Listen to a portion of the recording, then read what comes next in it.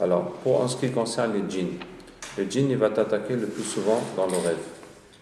Tu dors, tu vois un chien qui t'attaque, un serpent, un monstre, des militaires, n'importe quoi. Donc c'est le djinn qui t'attaque. Si tu te rappelles dans le rêve de dire Bismillah, Allahu Akbar, de réciter le Coran, ça va le bloquer, il va s'enfuir. Donc qu'est-ce que tu dois faire? Tu dois l'attraper et puis tu récites Ayat al-Kursi, tu récites jusqu'à ce qu'il est mort. Et s'il est mort dans le rêve, il est vraiment mort, c'est terminé. Et si tu en as tué comme ça 2 ou 3 dans tes rêves, il n'y a plus aucun qui va venir t'attaquer. Alors, comment on peut dans le rêve se rappeler de l'attraper et de réciter? Il faut se préparer avant de dormir. D'abord, je vais vous dire le cas des patients. Ça, ce n'est pas pour nous, c'est pour les patients. Mais il faut comprendre le cas des patients avant que je vous dise le cas pour nous-mêmes. D'abord, pour le cas des patients qui font des rêves.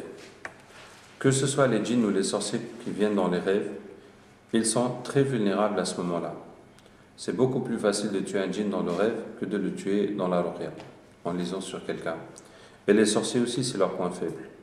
Il y avait une jeune fille, c'était une de ses grand-mères qui lui faisait de la sorcellerie. Et elle est venue dans son rêve, la vieille, est venue dans le rêve de la petite avec un couteau pour la poignarder. Et dans le rêve, la fille lui a arraché le couteau et elle l'a poignardé. Et la vieille s'est levée le matin, elle a vomi du sang pendant 3 jours, puis elle est morte. On a énormément de patients qui rêvent de bœufs qui les poursuivent, de serpents, etc., de militaires. Et s'ils connaissaient, s'ils savaient qu'il suffit de les taper, de les tuer, soit c'est la sorcellerie, ça ne va pas prendre sur eux, si c'est les djinns, ils vont mourir, et si c'est les sorciers, il va leur arriver quelque chose de très grave.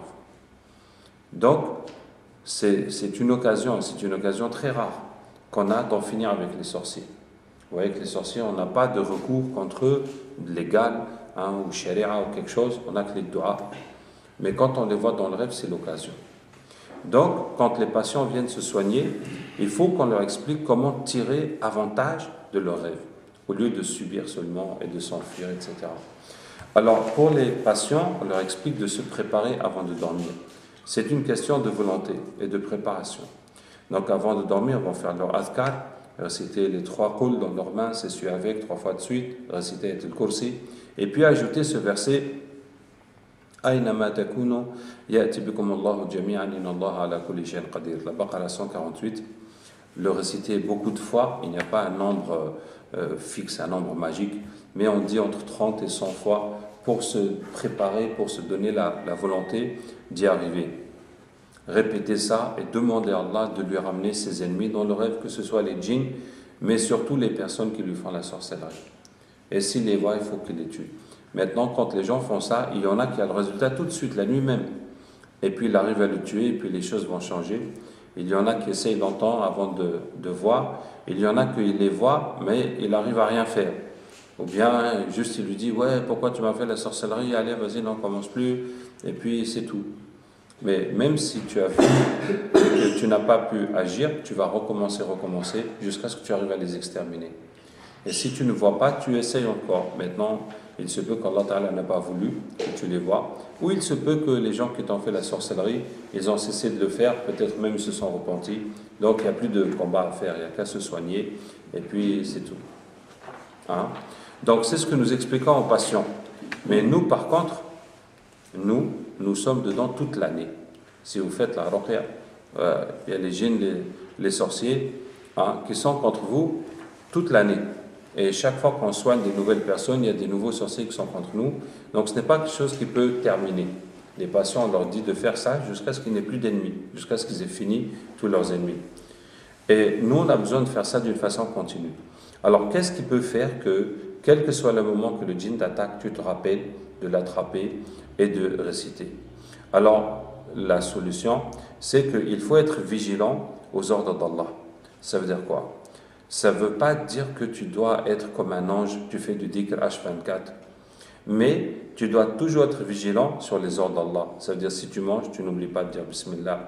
Si tu entends la ghaiba, tu sais qu'il ne faut pas écouter. Tu ne peux pas laisser passer l'heure de la prière, tu discutes, tu fais quelque chose, tu n'as même pas vu la prière passer. Si tu vois une femme, tu sais que tu dois baisser le regard, etc. Donc, ça veut dire que tu ne peux pas oublier les ordres d'Allah. Donc si tu es vigilant, attentif comme ça, n'importe quel moment le djinn viendra, et bien tu sauras qu'il faut l'attraper et réciter. Et quand, comme j'ai dit, tu en auras tué 2 ou 3, il n'y a plus aucun qui va venir. Et pour ça, je vous dis, je vous répète, quand un sorcier vous fait quelque chose, il faut se lever la nuit, il faut avoir la détermination et ne pas se décourager, prier Allah Ta'ala de le détruire. Et tu dors avec la détermination de l'attraper, de le tuer. Je vais encore vous raconter 2 petites histoires. Une fois, je faisais ruqya avec ma femme, et puis on a été attaqué par des djinns. Et c'est les djinns qu'on sort des patients, les djinns des sorciers, ça. Ils se sont réunis, et ils ont fait le club des ennemis d'Abdraouf. Ils sont tous venus nous attaquer. Et ce jour-là, vraiment, ça a été la pagaille. Ça a été la pagaille. En tout cas, on a lu jusqu'à ce que les choses sont calmées. Et je me suis endormi avec la colère. Ils avaient une femme chef, ces djinns-là, qui se moquaient de nous, qui nous défiaient, qui nous disaient des trucs et tout. Je me suis endormi avec la détermination de la tuer. Dès que je me suis trouvé dans le rêve, j'avais un petit couteau, un tout petit couteau comme ça, comme un canif, et je l'ai sorti devant moi comme un éléphant ou quelque chose dont tu ne vois pas le début ni la fin.